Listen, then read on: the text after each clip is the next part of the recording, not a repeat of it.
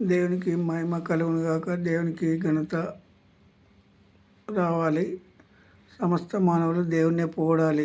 ఎందుకంటే దేవుడు సృష్టించిండు కనుక దేవుణ్ణే మనం సృష్టించిన సృష్టికర్తనే పొగడాలి. హల్లెలూయా. దేవునికి మహిమ కలుగును గాక. ఆమేన్. రోమాపత్రిక 2వ అధ్యాయము 27వ వచనం. 2వ అధ్యాయము 27వ వచనం. మరియు స్వభావాన్ని బట్టి సున్నతి లేని వాడు ధర్మశాస్త్రమును నెరవేర్చిన ఎడల అక్షరమును సున్నతియు గలవాడవై ధర్మశాస్త్రమును అతిక్రమించు నీకు తీర్పు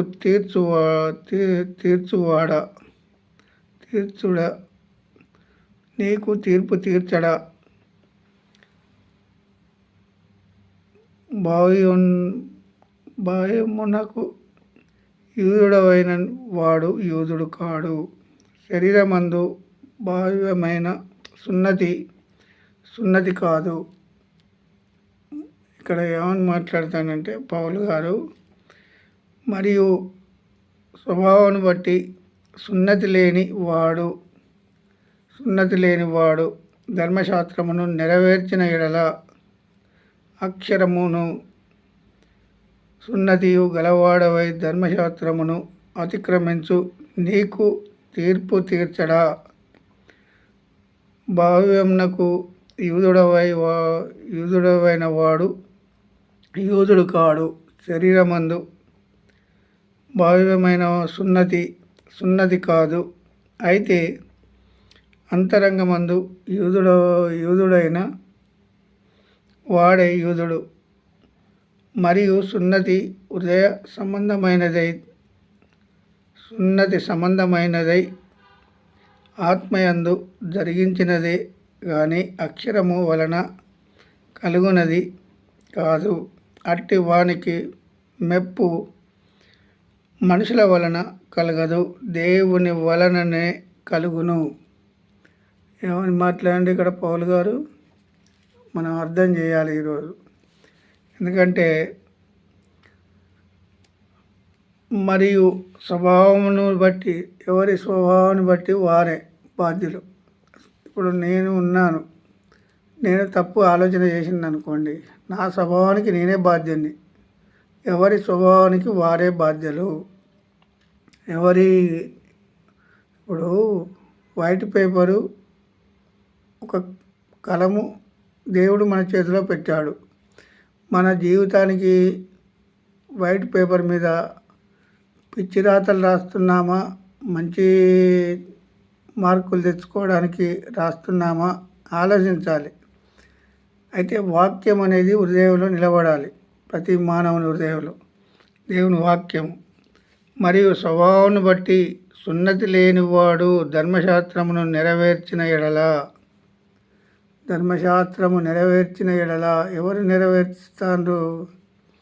ఒక్క యేసుక్రీస్తు ప్రభు మాత్రమే నెరవేర్చాడు ధర్మశాస్త్రము. ఎవరు నెరవేర్చలేదు. నెరవేర్చిన ఎడల అక్షరమును సున్నతియు గలవాడనై ధర్మశాస్త్రమును అతిక్రమించు నీకు తీర్పు తీర్చడా. నేను ధర్మశాస్త్రం నెరవేరుస్తున్నాను, నాకు తీర్పు తీర్చడు అనుకునేవారు అనేకులు వచ్చారు. ఇప్పుడు ధర్మశాస్త్రం నేను నెరవేర్చడం కాదు, యేసుక్రీస్తు ప్రభు ఒక్కడే నెరవేర్చాడు. ఎందుకంటే మానవులు ధర్మశాస్త్రాన్ని మానవుల చేతిలో పెడితే మానవులు ఎవ్వరూ నెరవేర్చలేకపోయారు. ప్రవక్తల మాటలు వినలేదు. ప్రవక్తల మాటలు యూదులు, శాస్త్రులు, పరిచయులు వీళ్ళు వినలేదు. వినకనే ఏం చేశారంటే తీర్పు తీర్చడా.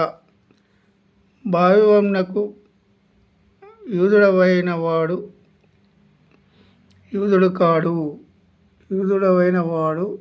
కాడు అని అంటాడు. ఇప్పుడు భావ్యమందు ఇప్పుడు నా స్వాభావికం ఉన్నది, నేను యూదుడనే అని అనుకుంటున్నాను, కానీ యూదుడవు కాదు అని అంటాడు ఇక్కడ.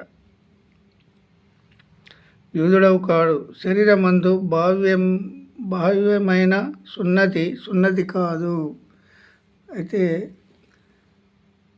మన ఆలోచనలు ఎట్లుంటాయంటే దేవునికి మురికి గుడ్డల వలె ఉంటాయి మన ఆలోచనలు అన్నీ.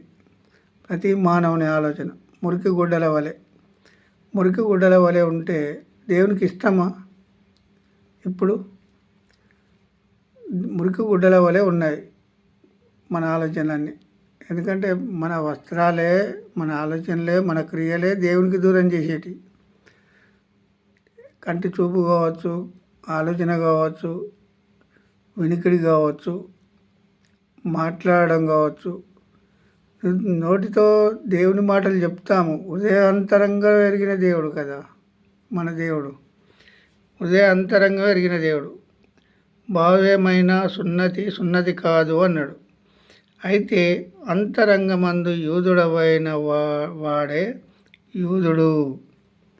అంతరంగమందు, అంతరంగం అంటే ఏంది? హృదయంతో మాట్లాడేవాడే యూదుడు.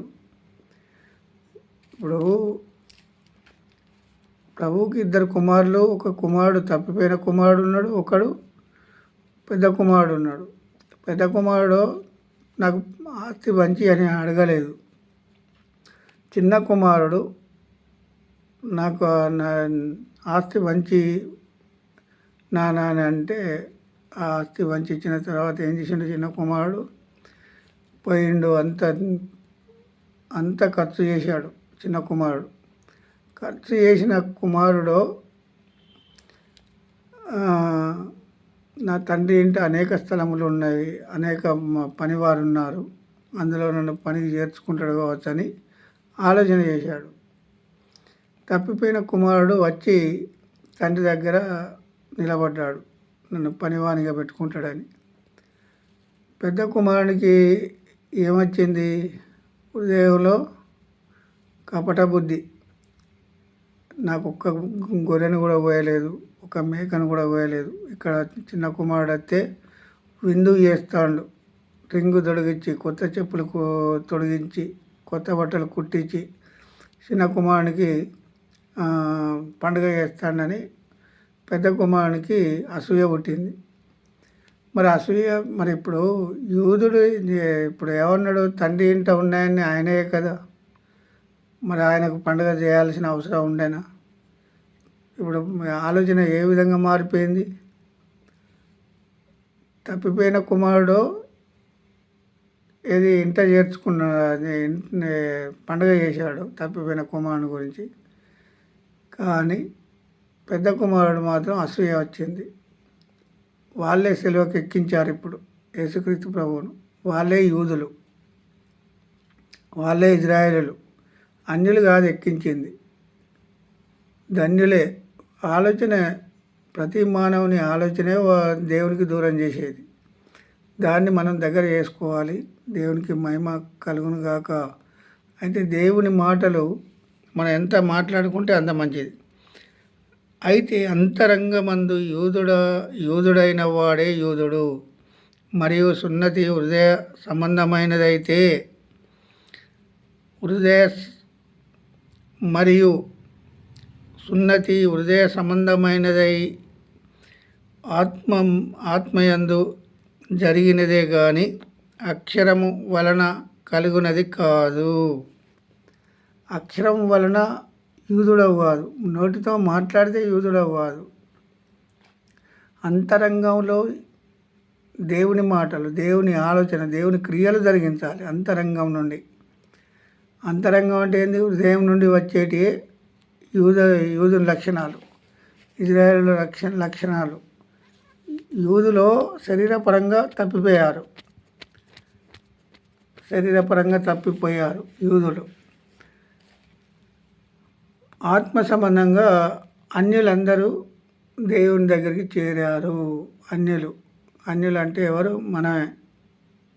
మనము యూదులు అనుకునేవారు ఎక్కడున్నారు? 4,000 సంవత్సరాలు యూదులను పరిపాలన చేశాడు దేవుడు ఆత్మ సంబంధిగా. శరీరధారిగా మనకు 33.5 సంవత్సరాలు మనకు బోధించాడు క్రైస్తవులకు. బోధిస్తే ఈ క్రైస్తవులు కూడా ఇప్పుడు అర్థం చేసుకోవడం లేదు దేవుని వాక్యం కానీ దేవుని లేఖనం కానీ. ఈ లోక సంబంధమైన బోధలు చేస్తూ శరీర సంబంధమైన బోధలు చేస్తూ వాళ్ళే యూదులే అట్లా తప్పిపోయారు అంటే వీళ్ళు కూడా వారి దారిలోనే ఉన్నారు. ఎవరి దారిలో? సంపాదన, కోట్ల రూపాయల డబ్బు సంపాదించాలి, పెద్ద పెద్ద మందిరాలు కట్టాలి, ప్రజలను ఆకర్షించాలి. ప్రజలను ఆకర్షిస్తావు, ఏం చేస్తావు? ప్రజలను ఏమన్నా నువ్వు పరలోక రాజ్యానికి వారసులుగా చేసేవానివా? ఇక్కడ ఏమని చెప్పిండు? మరియు సున్నతి హృదయ సంబంధమైనదై ఆత్మయందు జరుగునదే కానీ అక్షరము వలన కలిగినది కాదు. అట్టి వానికి మెప్పు మనుషుల వలన కలగదు. మనుషుల వలన మెప్పు కోరుకునే వాళ్ళు అనేకులు వచ్చారు. ఇప్పుడు దేవుని వలన మెప్పు కోరుకోవాలి. ఏమని చెప్పిండు? దేవుని వలననే కలుగును. ఎవరి వలన కలుగుతుంది? దేవుని వలననే, సృష్టించిన సృష్టికర్త వలననే కలుగును. మరి ఈ మాట గుర్తుపెట్టుకోవాలి. కానీ మనుషుల మెప్పు కోరుకునే వాళ్ళు సేవకులు వచ్చారు. ఇప్పుడు విశ్వాసులు దైవజనుని మెప్పు కోరుకుంటారు. ఒక్కరి మెప్పు ఒక్కరు కోరుకునే వాళ్ళు వచ్చారు. ఇప్పుడు మరి ఒకరి మెప్పు ఒక్కరు దేవుని మెప్పు కోరాలి కదా. విశ్వాసి కానీ దైవజనుడు కానీ దేవుని మెప్పు కోరుకోవాలి కదా ప్రతి ఒక్కరు. ఈరోజు దేవుని మెప్పు కోరుకుందాం. దేవుని వలన కలిగినదే దేవుని వలననే కలుగును. అదే మనకు కావాలి. దేవుని కృప, దేవుని మహిమ కలుగును గాక.